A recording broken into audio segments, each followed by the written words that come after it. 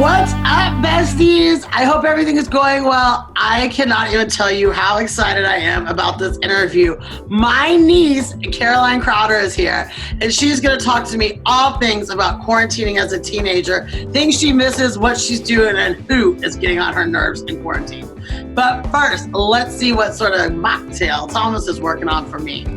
Hey, Thomas! Hello, friends. All right, so for all of those non-imbibers, I wanted to go ahead and drop a mocktail or a non-alcoholic cocktail so you can at least pretend to join in the fun with your friends. This is a relatively easy cocktail to make. If you have any ginger beer, I suggest Fever Tree ginger beer, especially the light ginger beer. It tastes great. Freshly squozen orange juice, freshly squozen lime juice, and just a little bit of agave, shaken with a little bit of thyme, as hard as you can. Sans the ginger beer because it'll explode if you shake it. But add the ginger beer on top of all your ingredients and you have a nice little refreshing cocktail that you can sip on the patio or, kind of walking down the street, your bowl. Anyway, orange ginger deliciousness. Oh my God, Thomas, that looks delicious. And who needs the booze when you got to drink that pretty? I am so excited to announce my special guest, Caroline Crowder's here.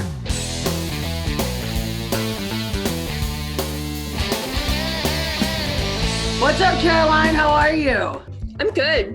What's going on? Where are you? So for everyone that doesn't know, this is my gorgeous niece, Caroline. Thank you for joining us on a Sunday. You look absolutely stunning. Is this how you sit around the house all the time, or is this a special occasion? This is a special occasion. I usually wear sweats and like some tee that's like ripped up. I'm a complete mess. Well, as you should be. So I am a little bit fascinated by this. I'm fascinated by all of it. How are you doing? How are you doing being in quarantine with your parents? I mean, God bless, they're great. But yeah. What is that like? You're 17. What is that like? At first, it really wasn't that bad. I'm like, this is just more free time. I can watch all the Netflix I want. And then it just kind of set in that I'm done with school. It was yesterday that my school officially released that we won't have school for the rest of the year. And I just felt so bad for all my friends who are seniors. And I probably will be applying to colleges that I won't even get to visit. So it's been thinking about it outside of my bubble. It's kind of hard. I'm actually, that's what I was wondering. Mm-hmm. What is it like when and I know you love school. I know you crush it at school. Yeah, you're very smart. Very, very smart young lady. When you found out that school was over, I mean, that had to be kind of devastating, right? Because and you work like a boss. I know you get up at 5 a.m. You don't get home till 8. I mean, you are a boss. You're like your mom. You are in charge. So what's that like to have that whole structure just gone? Yeah, it was certainly devastating because I really enjoyed my activities, doing choir every day. Yeah. And I love my robotics team. Yeah. And not seeing them is really hard. But at the same time, I love getting 10 hours of sleep. I learned that I don't get enough sleep, that I get on average so 6 we could have all told you that. Huh? What? So we could have all told you that. Yeah, I get no sleep. And so that's been really great. So when life goes back to normal, whatever that is, are you going to then take better care of yourself knowing that, okay, I don't have to be here from 5 to 8 and will you remember this or will you go back hard in the paint? No, I've certainly learned some lessons about self-care and just chilling out. I definitely, when I get back, I need to set my priorities straight. I'm going to be a senior. I need to structure my schedule so that I have time for myself instead of yes, ma'am. That's absolutely time for other people. I know that's right. I'm all about the self-care, right? Me first.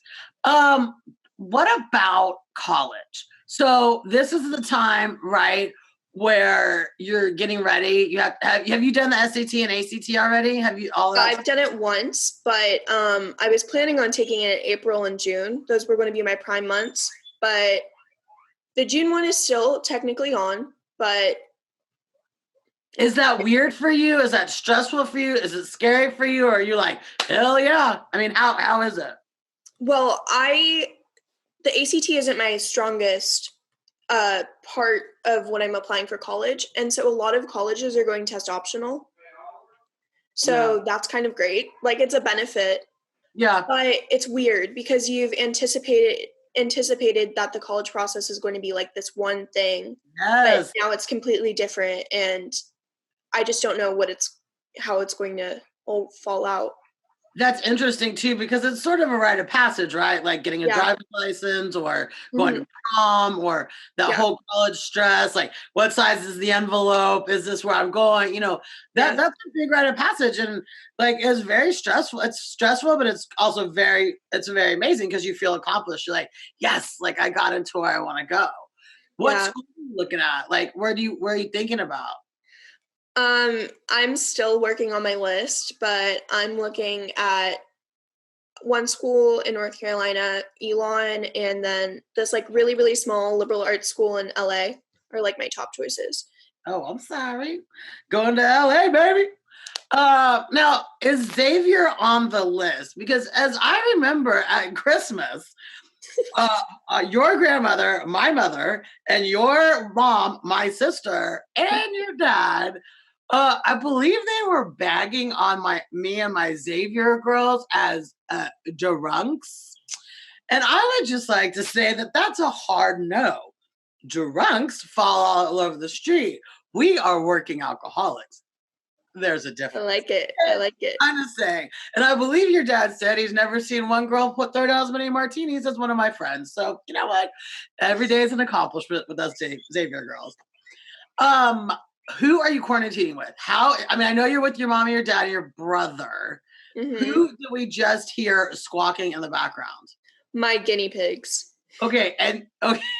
Now, I don't want to tell tales out of school because I don't want to put her on blast, but I do believe my sister has a very big emotional attachment to these guinea pigs, correct? Yeah, it's like her third children. Like yeah. Like together they're another child. Heather is by far one of the most successful people I know in the world. I mean, she is the chick in charge, and she is talking to me about getting screamed at by guinea pigs. It may be my favorite story ever. And now I know that was not hyperbole when I could hear them yelling at you. Yeah, we fed them twice already. Like I don't understand what they're screaming at. Like, bitches, what do they need? What do they want? Yeah. Yeah. How is your brother doing? Because I know that does he know he's not going back to school yet? Is that a thing? We're keeping that on the DL. Like because it's a really emotional thing, right? And he's in third grade and he loves his teacher. He loves school. So that's why we're kind of keeping it on the DL. So I want to know a question, and I need the truth. Is my sister cooking? Yes. And how is it going? It's a lot of mac and cheese. Well, hey, listen to that thing. I can hear him squawking. I know. So your mom's making a lot of mac and cheese. Is your dad cooking? No. Not at all. He's just eating or hanging out. Yeah. Okay. Are y'all playing games? Are you doing puzzles? Is it all on video? I mean, like all on the computer? Like, what are y'all doing? A lot of Uno. Oh, who's the Uno master? Oliver. But not really. Like, is that because y'all are letting him be the Uno master? We're letting him win. Oh, okay. But like when it's me, my mom, and my dad, like I am. Like, obviously. Crushing it. Duh. I would not expect anything less. So we play 3 questions with everybody that comes to talk to me. Will you play 3 questions with me? Sure. Okay. So what do you miss the most being in quarantine? This is like kind of generic, but my friends and probably prom. Like, even though I'm not a senior, like I was really excited for prom. Yeah, of course. Anytime to get dressed up and look great. Okay, what is the first thing you're gonna do when you get out of this? probably give all my friends like a really big hug. And then I kind of want to go to a movie theater. Like that's like a like a petri dish of like germs, right? But like I miss going to the movie theater. Like I love like going with my friends, and then we go have like dinner afterward or like ice cream. Like I miss that. We used to go to the Spectrum on Augusta and go to Beck's Prime. I mean, we were crushing. Yeah. So are you worried about this? I mean, you are a young lady about to be an adult in the world. Yeah. Is this scary? Are you scared about this? Are you thinking that it's going to pass? Are you worried about the future? I mean, we kind of screwed you with the environment.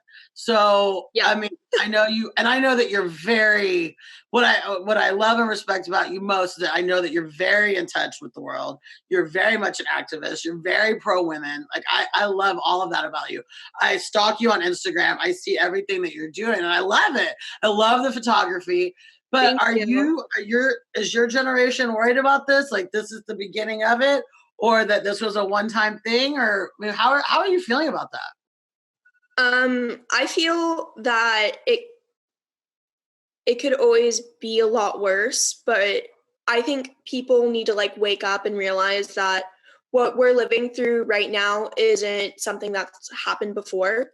And we need to be cautious. And I'm worried that if people aren't cautious and protect themselves and their family and just socially distance, that this could make my life and a lot more people's lives worse.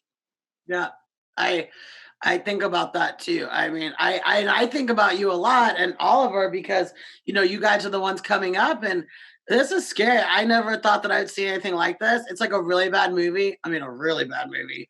And the theater won't let you out. I mean, it's crazy. Okay, so one last question for you. Okay.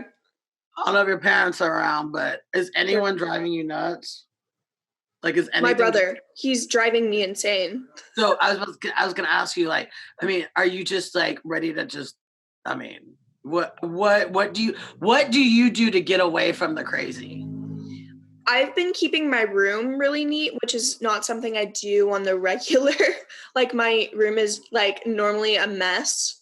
And it's because I have a creative mindset or whatever. No. Yeah, absolutely. You should see my office right now. I'm the most creative office ever. All right. It is part of it, right? Like when you're creative and you're like going around, I mean, it is very much, I get that. Our minds kind of work faster than our. Yeah. But like I've like organized my room. I'm organizing my bathroom. I never do that. Yeah. Did you watch Tiger King? Yes, I did. And then I hooked my mom onto it, and she's like, I'm sorry. My sister watched Tiger King. Yes. I'm going to need you to record that. It's so funny. It's so disgustingly gross. No, the fact that my mom's watching it is funny, but the show is just so disturbing. I want my sister, your mother, sitting on the couch, eating a bowl of like her Kraft mac and cheese or whatever she's making, watching Tiger King. If we could get her like blowing some bubbles with some Hubba Bubba, or I mean something, maybe some Lee press on nails, I'm here for all of it. Some frosting, like eyelashes, like eyeshadow, maybe like some blue. I mean, ring on every finger. I'm here for all of it. So if that happens, I'm gonna need you to call me immediately. I'll send you a video recording. Like ASAP. Caroline, I love you so much. I'm so proud of you. Thank you so much for coming on here. I miss you. I can't wait to squeeze you when I see you soon. Please send my love to your whole family, especially my sister. I will. Be safe. Bye-bye. Bye.